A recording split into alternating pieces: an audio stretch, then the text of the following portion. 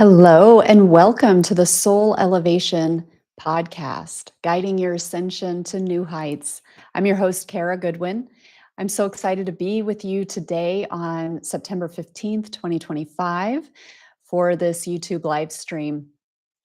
I was reflecting, actually, before I dive into it, I know I'll forget if I don't mention it right now, but I have a live stream coming up on next Monday, September 22nd, with Helen Yi Plen, who is the author of the Aura Color Wheel, which is a great book if you're interested in understanding the aura and learning about it, even getting insights into how to read the aura.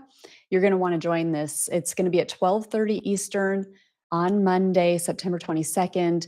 On my YouTube channel, you can just go and get notified that we're going to go live. Mark it in your calendars. I don't have a way for you to register for this one, but I hope that you'll join us because Helen can actually read auras in real time. If you heard my episode with her, she was reading my aura and giving me very accurate insights. So I'm excited for you to have this opportunity to directly ask her questions and get insights from her. So what I want to talk about today is this urgency that I'm starting to feel in terms of connecting with our spiritual nature and letting that be nurtured. I've been a spiritual teacher for a few years now. I've been teaching meditation for a long time. Any of you who are familiar with my work, you'll know that I don't really like to push my beliefs onto people, or I don't want people to feel badly if they haven't been if they don't feel like they have a very strong connection with their soul. I feel that everybody's on the path that they're on. There are many different ways that we can live our lives, and I respect and honor that. And so, I kind of have a like, I'm here if you need me. I'm here if you want my perspective. I'm happy to put my perspective out there, but I don't necessarily challenge people, to you know to accept the world as I see it.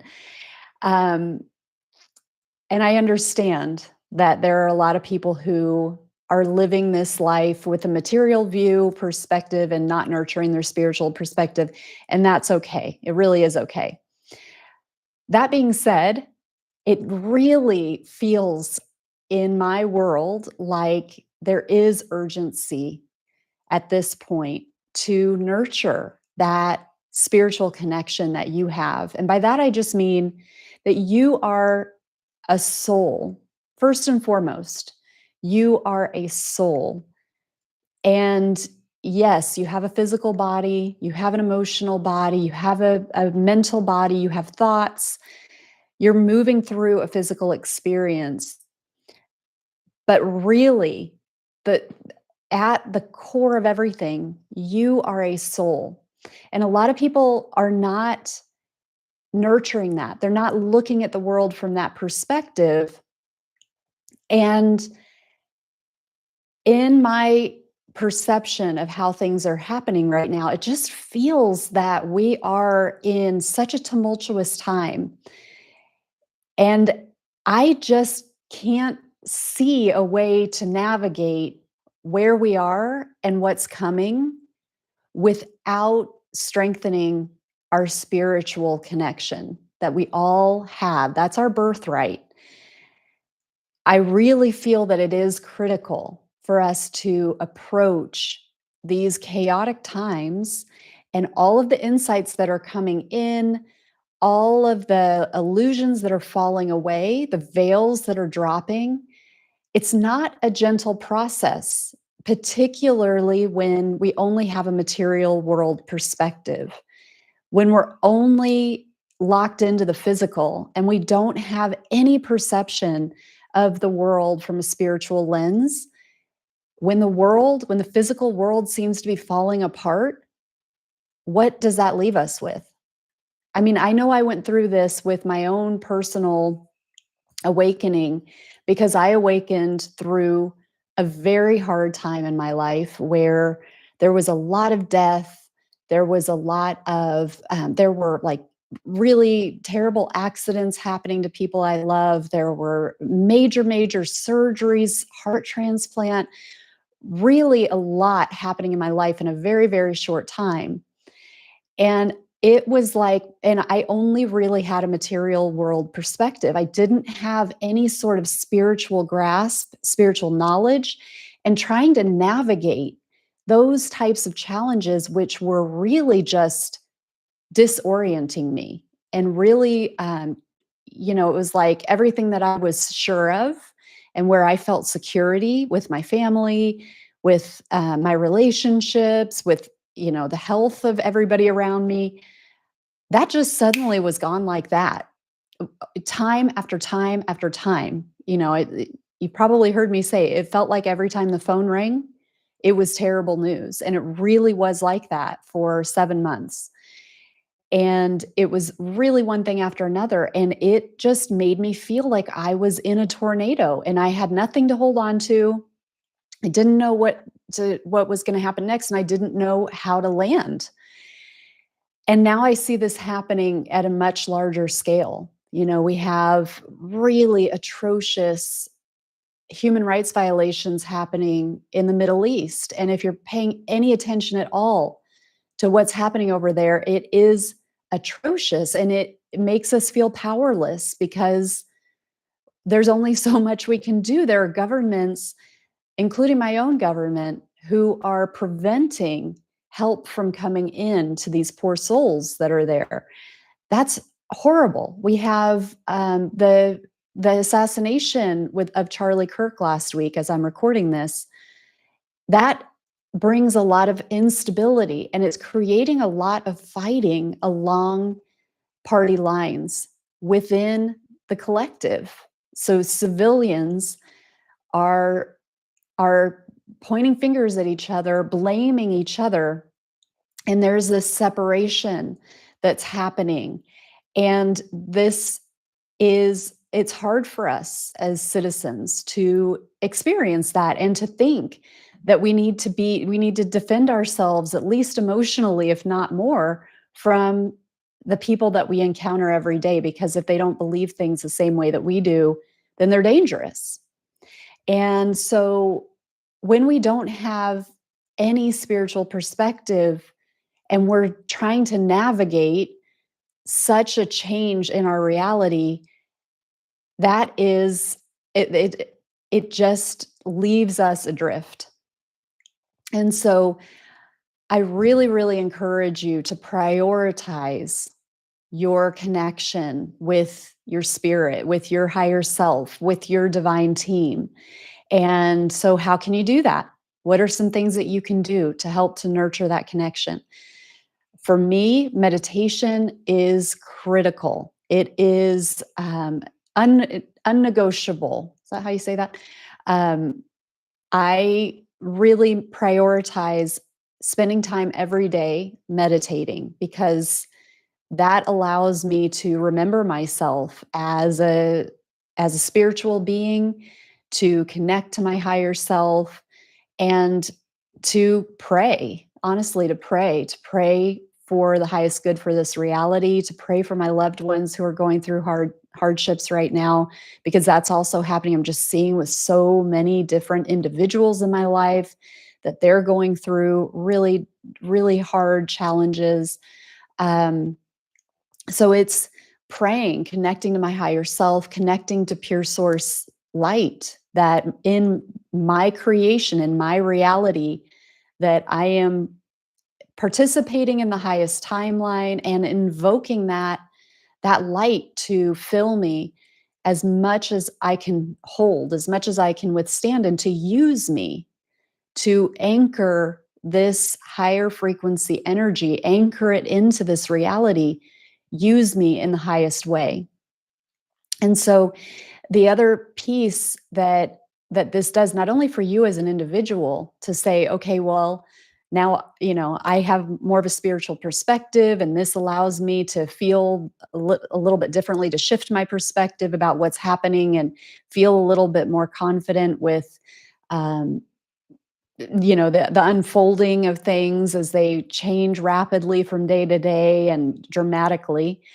Um, but the other thing that this does is that when we're working on our own spiritual alignment, it allows us to expand our consciousness, because you are consciousness. That's what we're talking about. You are consciousness. You're much more than just this physical body, and you exist in a multidimensional state. You exist across many dimensions and realms that you may not have access to from this limited human perspective. And so, as you invoke more of your spiritual nature and you connect deeper with yourself at a soul level, it allows you, one, to expand your consciousness, expand your awareness, which means that your energy field is interacting more and more with other energies, with other levels and layers on this planet, which means you have greater influence. So, your calmness, your ability to be centered, your ability not to opt in to the chaos we're being fed, your ability to rise above the narrative that is promoting divisiveness, that is promoting, um, the detriment of humankind. When you have the ability to stay balanced, to stay centered, and to rise above that narrative of destruction, that is a deliberate narrative. It really is a deliberate attempt to control us. So when you are able to step back from that, remove yourself from it, and be anchored into a higher truth, because your consciousness is expanded, that means that that balance and that centeredness is radiating out, and it's helping to even out and balance those energies within the collective. You have greater and greater influence, positive influence on the collective. And you better believe that there are very deliberate negative influences who are working on that same consciousness, that when you embody as much higher frequency energy, when you embody as much of the truth of who you are negating that negative influence. You are negating that chaotic energy. You're helping to balance it out. So it's a beautiful service. And so sometimes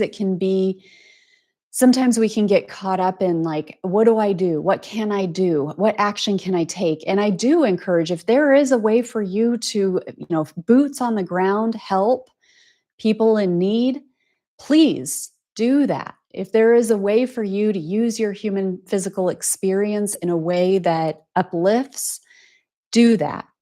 But also, don't get caught in the illusion that you have to always be using your physical body to be able to impact positively the the energy and the collective chaos that's happening.